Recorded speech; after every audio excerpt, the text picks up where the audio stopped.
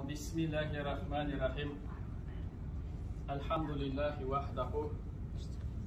As-salatu vesselamu ala men la nebiyye ba'dahu amma ba'd. Assalamu alaikum, hürmetli Nur Қазақстан Umra тобы. Алла Тағала қасиетті Мекке, Мәдинада құл сұлтанымызды айтқан дұға тілектерімізді, орындаған умра қажылықтарымызды, шалған құрбандықтарымызды, бәдәл умра қажылықтарымызды барлығын бір Алла өзі қабыл етсін. Әмин. Қажылар, енді өздеріңіз, енді бірақ сіздер телефон неге қарау уақыттарың жоқ қой. Бір ақсақал шығып, біздің адреске, біздің компаниямен бардым 2013 жылы.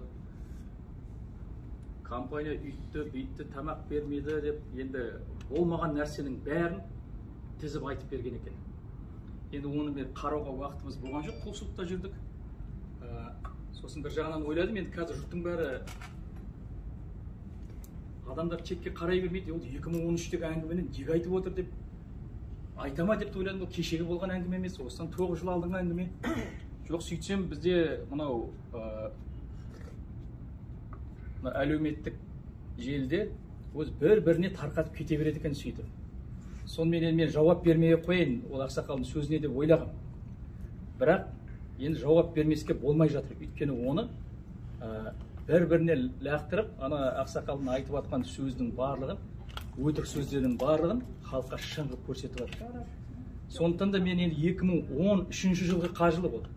2013 жылғы қажылықта бізде ешқандай проблема болған жоқ. Әлгі ақсақал айтатындай $10,000 төлемейді. Бізде ол кезде VIP пакет болған жоқ, бізде стандарт болды. $3,000 бірдеңе тұрады. Ақша төледім $10,000, ол да өтірік. Тамақ берген жоқ дейді, ол да өтірік. Шайтанға тас лақтыруға ақша бердім дейді, ол да өтірік. Шайтанға тас лақтыруға ешкім ақша алмайды ол жерде. Енді ананың ішінде бір шын бір ғана жері бар, Сәкен Майғазиев болды дейді. Сол рас, 2013 жыл болды. Онысы рас. Ал қалған сөздердің барлығы өтірік. Енді мен бір таң қалғаным, ақсақал басымен 10 жылдан кейін сондай сөзді айтып жатқанына таң қалдым. Мынау қажылықты білесіздер. Кезінде Құнанбай қажы бабаларымыз болғанда қаншама қиыншылықпен келді. Қара, біз 6 сағатта ұшып келдік. Олар 6 ай жол жүріп кетті.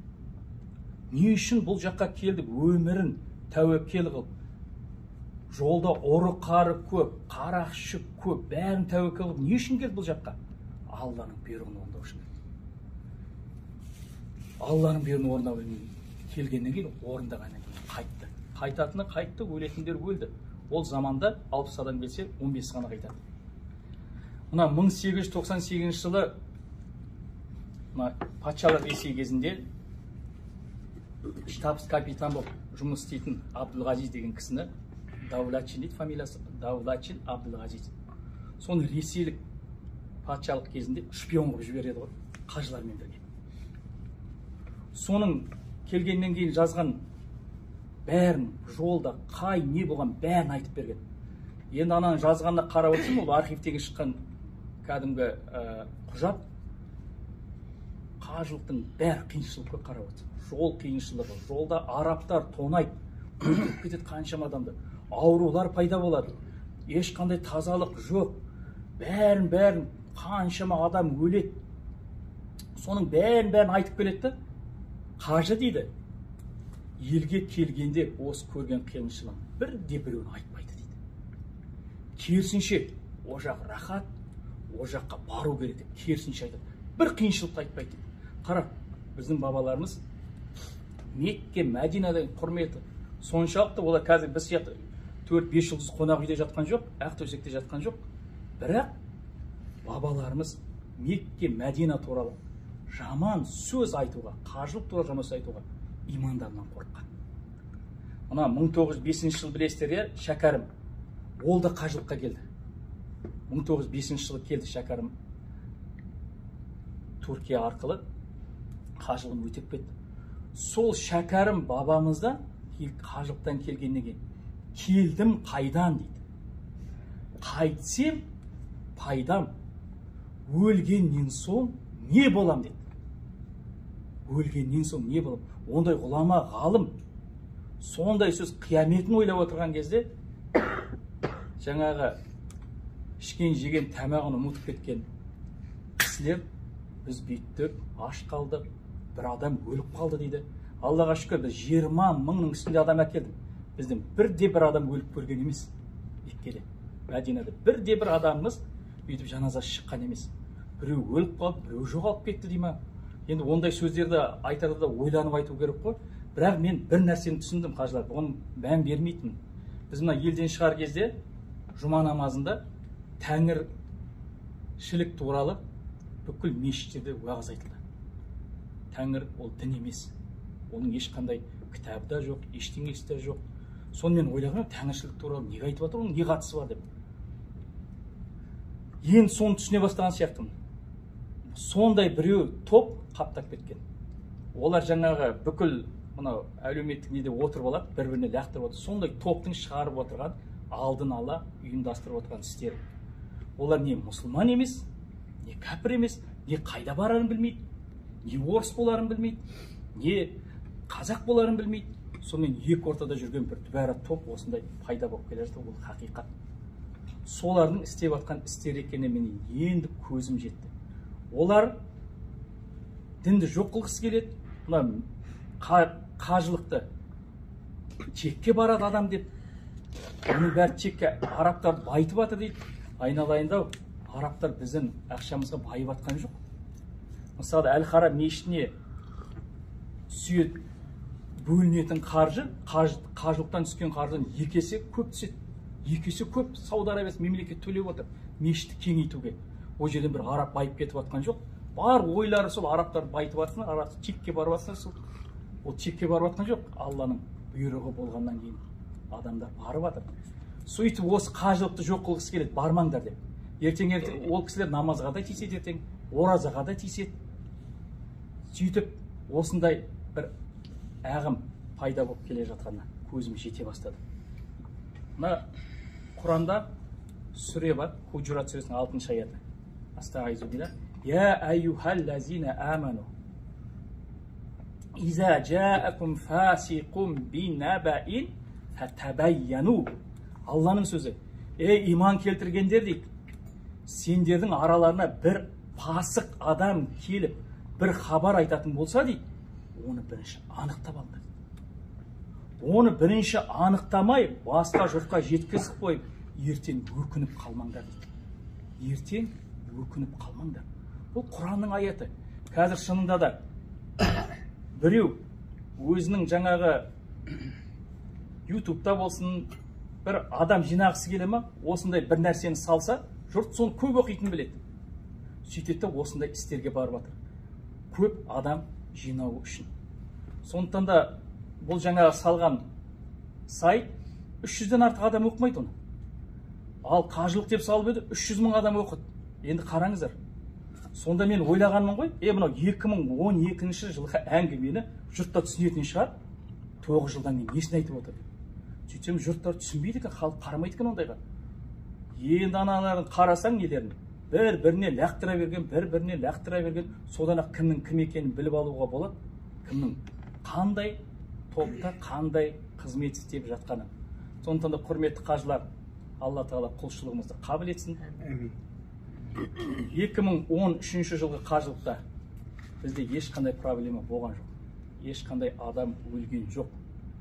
Ана кісі айтатындай. Енді аштан да ешкім қалған жоқ. Мен сол 2013-тегі видеоны қарадым. Енді ойладым, шынымен біреу аш қалып қойды ма? Видеодан да ол кісіні көрдім. Біздің қолымыздан куәлік алып тұр. Онда ол алмау керек еді ғой куәлікті. Мен қажылық болма деп айту керек еді. Жоқ, куәлік алып тұр. Сосын және бір ой бөліп, 9 жылдан кейін неге бұл сөзді айтып отыр? Сонда түсіндім, сондай бір ағымдардың ықпалы екендігін. Сондықтан да ондай ағымдарға тойтарыс беру керек. Қазір бермесе кейін кеш болады. Өйткені олар бір жаназасын шығарғанда мен таң қалғам. Омин. Ол не омин? Біз әмин деп айтамыз, омин деп айтамыз дейді. Сен тәңір дінінде болсаң, онда мәйітті лақатқа қойма. Ит құс жеп кетсін, оны іліп қой, сасып. Тәңір дінінде болсаң, онда істемесе, мұсылманның несін істеме. Омин деп те айтпа. Әмин дейсің, омин не айырмашылық бар? Осындайлар көп жағам тастаған едім. Міне, сондай топтың көбейіп кеткен кесірінен дінге тиісу де басталып жатыр. Құдай өзі сақтасын, алла тағала құлшылықтарымызды қабыл етсін. Бұл Мекке, Мәдина адамдар біреу айтты екен деп тоқтап қалмайды. Ой, біреу айтты екен келмей қойып жүрмейді. Мысалы, енді кейбір нелерді қарап отырсаң, кейбір бізде қажылыққа барғанбыз, қиналғанбыз, біреу өліп қалған, біреу сөйтіп қалған, оның өлігін де бермеді, көміп шұңқырға апарып лақтырып тастады, жуған да жоқ. Уже осындай әңгімелер кетіп жатыр. Айналайын, бұл Меккеде өлген адамды 3 жылға шейін сақтайды. 3 жыл. Өйткені кейбіреулердің ат жөнін білмейді кім екенін. Оның елден бір адам келіп қол қойып, мен рұқсат берем, осы жерде жерленуге деу керек, немесе алып кетем деу керек. Соған шейін күтеді. 3 жылдың ішінде ешкім келмесе, 3 жылдан кейін барып жерлейді. 3 жылға шейін сонда мәйітті сақтай алады. Шұңқырға апарып лақтырып тастапты, жумапты да, бүйтпепті де, енді мұндай сөздер кімнен шығып жатыр? Сол дінсіздерден шығып жатыр.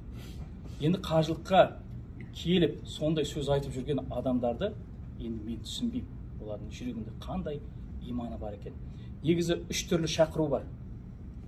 Алла тағаланың шақыруымен келеді қажылыққа. Пайғамбарымыз Мұхаммед алейхиссаламның шақыруымен келеді. Шайтанның да шақыруымен келеді. Алланың шақыруы ол кімдер? Ол бай адамдар. Алла тағала қажылықты байларға парыз қылды. Кедейлерге парыз қылған жоқ. Бай адам қажылыққа келмесе, онда ол парыз орындаған жоқ. Онда жағдайы қиын болады. Алла байларды шақырды. Пайғамбарымыз Мұхаммед алейхиссалам шақыру қалай болады? Ол кедей адам болуы мүмкін. Бірақ жүрегі мешітке байланған сондай тақуа адам болуы мүмкін, бірақ қаражаты жоқ. Меккеге келуге қаражат жоқ. Бірақ Алла тағала бір байдың жүрегіне салып қояды, анаған жолын төлеп қажылыққа жіберді. Ана кісі өзінен өзі ақсақал, қажылыққа барып келіңізші, біздің атымыздан дұға қылып беріңізші, міне біз сенің жолыңды көтереміз. Осындай шақыру ол пайғамбарымыз Мұхаммед алейхиссаламның шақыруы. Ал үшінші шақыру лағнет шайтанның шақыруы. Шайтан да шақырады. Не үшін? Өйткені шайтанның шақыруы аналардың қажылығын бұзып келді. Өйткені сіздің қажылығыңыз қабыл болды ма? Болды. Бүкіл күнәңіз кешірілді. Сіз уже анадан жаңа туғандай болдыңыз. Ал ол шайтанның 40, 50, 60 жыл бойы сіздің соңыңызда жүр, сізді тозаққа дайындап қойған. Алла күнәңізді кешіріп еді. Шайтанның еңбегі текке кетті. Сондықтан шайтан өз сияқты шайтани адамдарды шақырады. Бар, сен де бар ананың қажылығын. Шайтанның шақыруымен барған адамдарға мысал айтудың қажеті жоқ, өздеріңіз көріп тұрсыздар. Олар не істеп жүргенін де білмейді. Келгеннен кейін де Меккені жақсы көрсетудің орнына осындай сөздерді айта береді. Әлде де айта береді. Оған онда сондықтан да 3 шақыру бар. Алланың шақыруынан қылсын біз деді. Пайғамбарымыз Мұхаммед алейхиссалам шақыруынан қылсын. Лағнет шайтанның шақыруынан Алла тағала біздерді шақырмасын. Сондықтан да құрметті қажылар, Алла қасиетті Меккедегі құлшылықтарымызды, айтқан дуа тілектерімізді бір өзі қабыл етсін. Міне сіздерді қаншама күннен бері тілектес болып жүрсіздер, қаншама күннен бері сіздерді айтып жатса, қандай бұл қажылар, ұстаз сіздің артыңыздан сөз сөйлеп жатыр. Неге ондай сөз сөйлеп жатыр деп. Енді Аллаға шүкір, біз қызмет жасап келе жатырмыз. Жасай да береміз. Біреу бір сөз айтты екен деп, жұрт Меккеге келмей қоймайды. Ол Алланың бұйырған жері болғаннан келеді, қайта келеді. Сондықтан да Алла тағала қабыл етсін, елімізге анадан жаңадан күнәдан пәк болып оралуымызды нәсіп етсін. Алланың шақыруымен, пайғамбарымыз Мұхаммед алейхиссалам шақыруымен Алла тағала біздерді қайта келуімізді нәсіп етсін, дуа тілектерімізді қабыл етсін. Ва саллаллаху тағала ала хайри халқихи Мұхаммадин ва ала алихи ва сахбихи ва ахли байтихи ажмаин. Элхамдулиллахи роббил аламин. برحمتك يا أرحم الراحمين.